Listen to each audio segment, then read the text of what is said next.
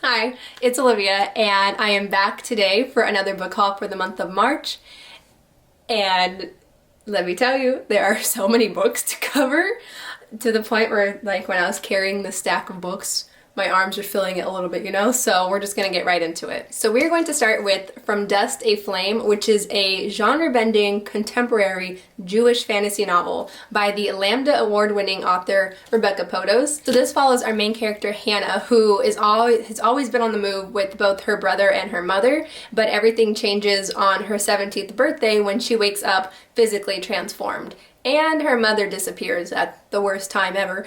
And so now she's on this journey with her brother Gabe as they end up discovering a family and a history that they never really knew. So this is a multi-generational story featuring queer love and also Jewish folklore and mythology, so it just sounds very exciting. Next up, we have Girl on Fire by Alicia Keys, co-written by Andrew Weiner and illustrated by Brittany Williams. Before I get into this, I just want to say I love, and you'll notice this with this haul too, I love the number of graphic novels that Epic Reads has been supporting and putting out, and that's just really cool to see. I love a good graphic novel. If you didn't know, this is the Grammy award-winning singer Alicia Keys, who this is based on Girl on Fire, and it's also a story very close to her heart.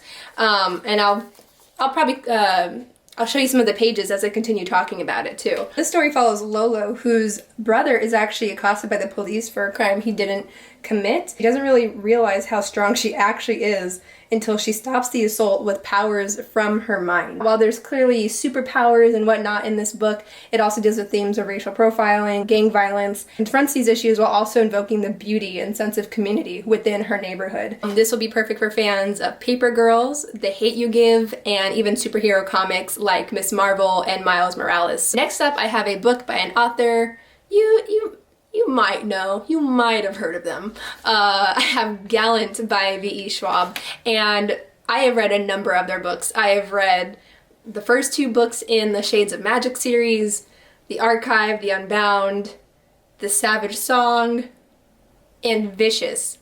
I think Vicious was my favorite of all. So Gallant is V.E. Schwab's newest book, and it follows Olivia, couldn't help it, follows Olivia, who finds her mother's journals. And I wanted to specifically mention that because this book has 8 black and white illustrations within it, and pages that look like journal pages. You can see the end page also has an illustration, but I'll show you one of the interior ones, kind of like this. You'll see it throughout the book. I just think I love that kind of stuff. Next up, we have 1,000 Steps Into Night by Tracy Chee, and this is a young adult fantasy standalone, and something that's very cool to look forward to with this one is if you look at I love reading the little author bios and the little tidbits about the author, but it mentions that she's an all-around word geek, and that shows because in this book, she has created her own language that is used in the story, which I just think is very impressive. So we follow our main character, Miyuko, who is desperately trying to reverse this curse that is turning her into a death demon. But she also begins to realize that these newfound superpowers are giving her all this new agency and freedom in this patriarchal society that she lives in. Ooh.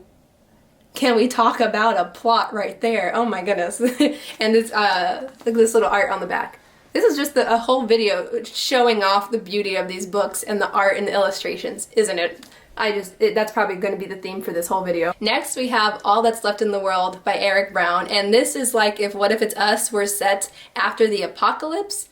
Let me tell you, I love a good apocalyptic or post-apocalyptic book, or even the movies, you know, the post-apocalyptic movies and survival stories. I just eat that up. So this is a post-apocalyptic story in which a pathogen has wiped away most of the world's population, and our main character Andrew has just stumbled upon Jamie's house. So this is a slow burn, strangers to friends to lovers romance, and I love that we get both of the perspectives of both of the main characters. I love that in a romance, and so yeah, there's just a lot to look forward to with this one too. Next up is Blood Scion by Deborah Falaye, and this is a debut, by the way. This is a debut novel inspired by Yoruba Nigerian mythology. This looks through the lens of Africa's child soldier crisis, and so it hits deeply on some very powerful and heavy themes, but it also features a relationship. It features a slow burn relationship with our main character Sloane and fellow soldier Amari. It's got magic, it has action, it has social commentary, and I like, what was that, I love the little blurb on the inside flap. Says, I am a descendant of Shango, the god of heat and fire. I am a living inferno. I am a dead girl walking. And like I said, we like graphic novels over here. So I've got another one, Squire, which is by both Sarah Alfagi, who is known for her work for Marvel Comics and Star Wars, and also Nadia Shamez, who is known for creating Corpus, a comic anthology of bodily ailments, and also for writing Miss Marvel Stretch Thin. So we've got a duo who knows what they're doing, you know what I mean? So there's large crossover appeal here for fans of Avatar: The Last Airbender, Mulan, Full Metal Alchemist, all of those of which I'm a fan of. And this follows, this is a YA fantasy graphic novel that takes place in a Middle Eastern inspired world, and we follow our main character, who is 14-year-old Isa. She is training to become a knight in this war-torn empire, while also disguising the fact that her background is as part of the rebel class. So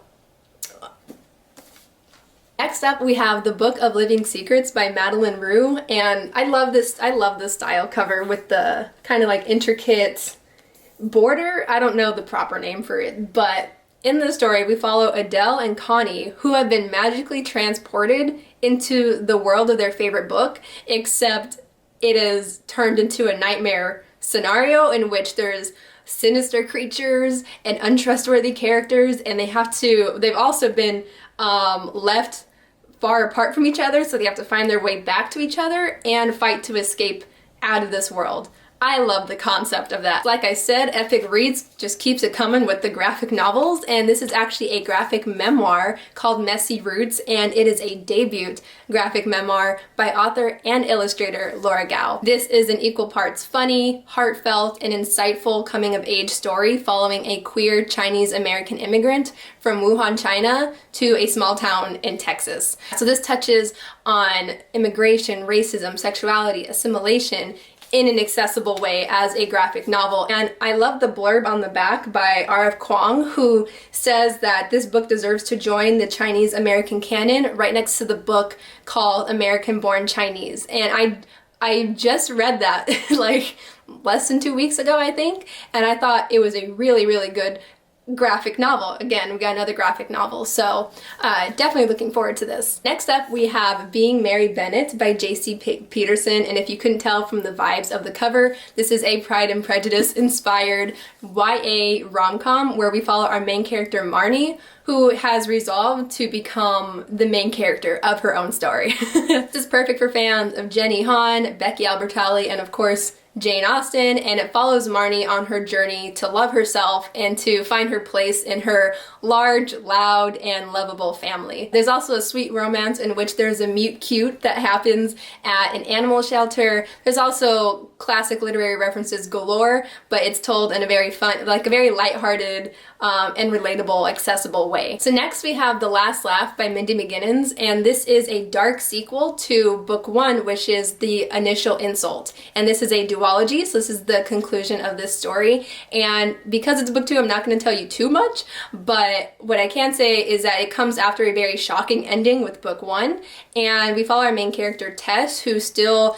is dealing with unanswered questions and is also trying to avoid suspicion as her whole town is searching for her ex-best friend who's gone missing. And this also features alternating POVs with Tess and her cousin Ribbit, who is plotting out the revenge for everyone who's wronged him, including his cousin Tess.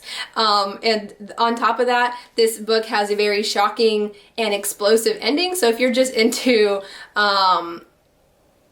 thrilling and intense stories, you'll want to check out this duology. Next up, we have a book that, well, that's It's a beautiful back, but you want to see the front. Wrath and Mercy by Jessica Rubinkowski, and this is also the sequel in a duology. The book number 1 is The Bright and the Pale. This follows these long dormant brother gods. There's the Pale God and the Bright God, and they have returned to continue this war in which they are choosing champions to fight on their behalf. Our main character Valeria is the Pale God's champion, and she has to defeat the Tsar, who is possessed by the Bright God, and she has to do so in order to protect her people. Next we have The Most Dazzling Girl in Berlin by Kip Wilson, and this is a really beautiful novel written in verse, and so it is perfect to pick up for Poetry Month, which is the month of April, but of course you can read a book in verse or a book of poetry all year round. This book has gorgeous writing, and it's an emotionally resonant story that takes place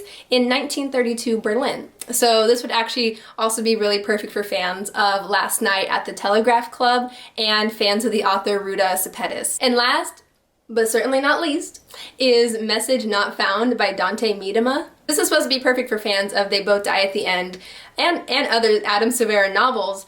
And in this story, Bailey and Vanessa were very close friends, and one night Vanessa was headed home and ended up swerving off of a cliff nowhere near her house. And in the aftermath, Bailey is grieving her loss and decides to create this chatbot of Vanessa that is based off of their text messages and emails, and in doing so and communicating with this, there's some things that become revealed. And it's just really neat that that chatbot is based off of real technology in the works for the ability to digitally render a person's mind. And even the author herself, Dante, has created her own form of a chatbot that's based off of the character Vanessa, and you can chat with them on Instagram at Alaska Book Girl. So that is just very, I've never really heard of anything like that, and that's very unique and that's very cool. So those are all the books, and let me prepare my arms to hold all of them up at once.